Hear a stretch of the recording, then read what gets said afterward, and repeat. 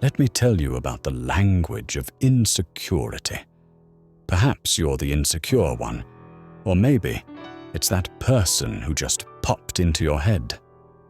You may constantly edit your words in conversations or apologize for taking up space before you've even finished speaking. And somewhere deep down, you wonder if this carefulness is actually just weakness, if you're too much work to love, too much of an insecure mess. Let's discuss why that's not the case. Welcome back to Evolving the Narrative.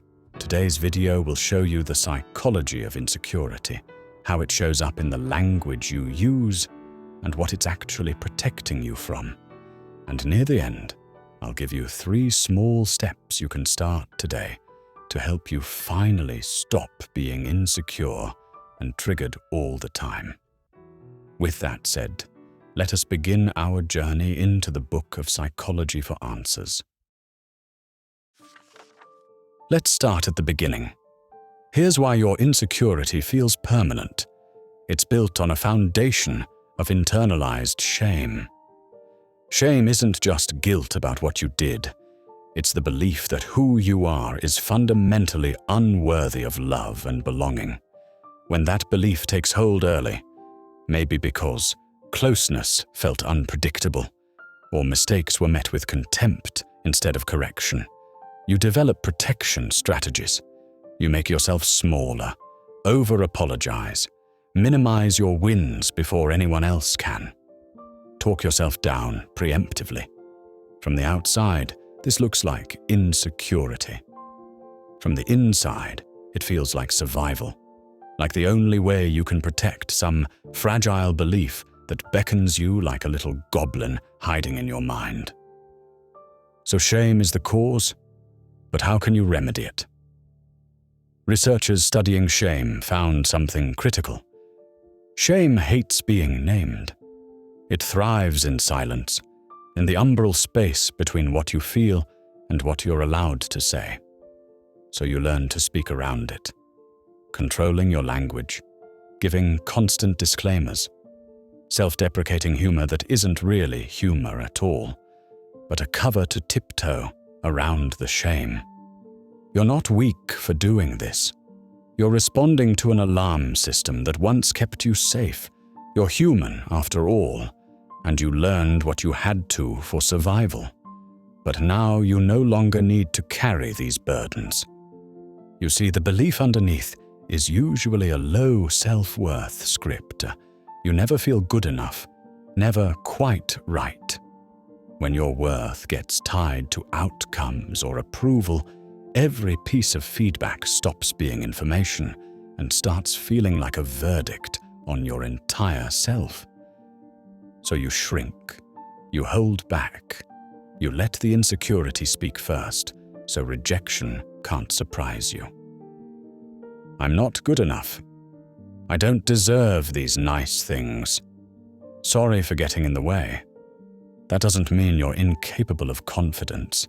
It means safety mattered more than visibility, and that was the wisest choice you could make in the past. Maybe it was the family you grew up in, or how your friends treated you. Regardless, this doesn't have to be your story anymore. And here's what's even harder for people to see. Insecurity often starts as an adaptation to early relationships that couldn't hold you consistently. Attachment is the internal model you built about how closeness works. If caregivers were inconsistent, sometimes warm, sometimes dismissive, you might have developed what researchers call anxious attachment. You learned to scan for signs of rejection, to seek reassurance constantly, to interpret silence as abandonment. Or maybe closeness felt dangerous, so you built walls, learned to need no one, went quiet when feelings got big or too real. That's avoidant attachment, not coldness, but a strategy of avoiding things to protect yourself. Both styles predict the same outcome over time: rising self-doubt, rising anxiety, a growing belief that something about you makes love conditional, that deep down you don't deserve love. Studies tracking teens across months found that attachment insecurity doesn't just correlate with later distress, it actually causes it through a specific pathway. For anxiously attached people, the pathway looks like this. First, rigid beliefs form. I must be perfect to be wanted. Then your self-worth drops, followed by rising depression and anxiety. The insecurity you feel now is the downstream effect of conclusions you drew years ago about what you needed to become to stay safe. You're not imagining the rejection, you're remembering it, again and again.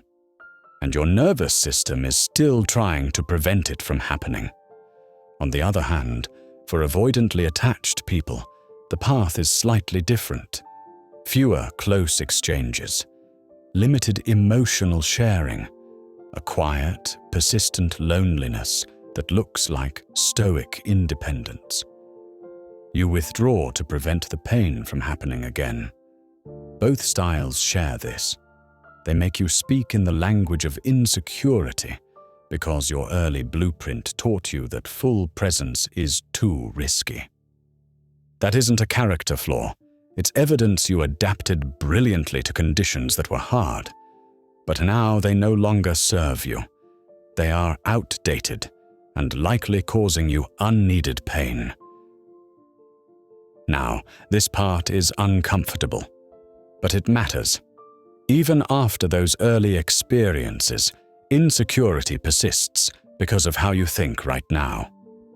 Certain belief patterns keep the cycle alive. Researchers in cognitive therapy identified 4 of these belief patterns. Demandingness, turning preferences into rigid musts. Awfulizing, making setbacks feel catastrophic. Frustration, intolerance, believing you can't handle discomfort. And global self-downing, rating your entire worth based on single moments or events. These aren't just thoughts.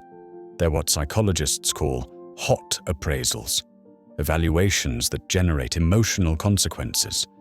When you hold yourself to absolute standards, every mistake becomes proof of your unworthiness. When you can't tolerate imperfection, you avoid trying altogether. When one bad interaction means, I am a failure, insecurity becomes your baseline reaction. This is why praise doesn't land when others give it to you, or why reassurance only works for a few hours.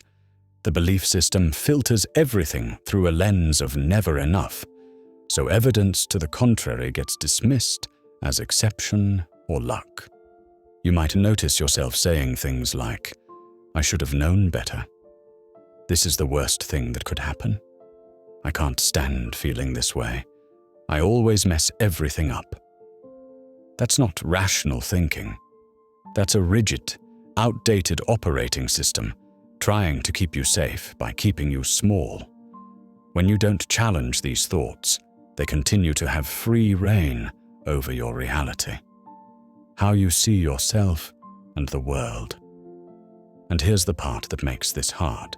These beliefs recruit older, faster alarm circuits in your brain. Rational counter-evidence lives in slower prefrontal systems, so the irrational voice gets there first, louder, and feels more true. The honest truth is that change isn't about deleting the alarm circuits. It's about getting faster at noticing it and choosing a different response. You're not irrational by nature, nor are you broken. You're running software you installed under conditions that no longer apply. So, the question then becomes, will you allow them to continue to control your life? So that's the psychology of insecurity. Now let me give you what I promised. 3 small, doable steps that start rewiring this pattern of insecurity. Inspired by REBT and other psychological research, we call it the being enough practice. Step 1. Spot and label the pattern. For the next 7 days, when insecurity spikes, pause and note. What triggered it? What exact words did you say to yourself? What did your body do? Then tag the pattern. Am I people-pleasing, hiding, seeking reassurance, or going silent? Then say or think this line. This is my past shame, not objective data. That separation between the feeling and the fact is where change begins. Step 2. Revise one core belief. Pick your loudest, never enough belief. Maybe it's, I'm only worthy if I'm perfect, or people will leave if I need anything. You can find clues to this belief in your common thoughts when things don't go well. Write down, why did I learn this? What past evidence supported it? What present evidence contradicts it? Then dispute it. Is this logical? Is this useful? Where does this belief actually lead me? Do I even want it around? Replace it with something flexible and true, such as, I can be imperfect and still belong. Rehearse this step for 60 seconds daily or when the need arises. Step 3. Relate bravely in low-stakes moments. Once a week, pick a small risk where you'd normally tiptoe around things that make you feel insecure. Share a mistake. Ask for help without disclaimers. State a boundary in plain language. Then log what actually happened. Most of the time, connection improves. Reassurance-seeking drops. The old rule loses authority. Start small. Don't try too much too fast, as you are dealing with fragile parts of yourself that stem from childhood.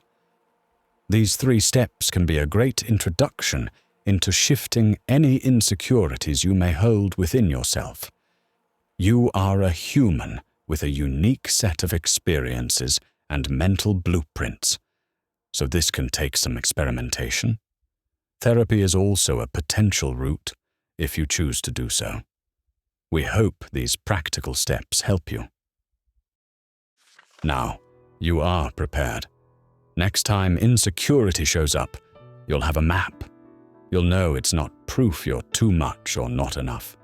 It's an old protection system doing what it was trained to do. You're not behind. You're not too late. You're exactly where rewiring begins. Knowing something exists is the first step to doing anything. So you're way ahead in the game.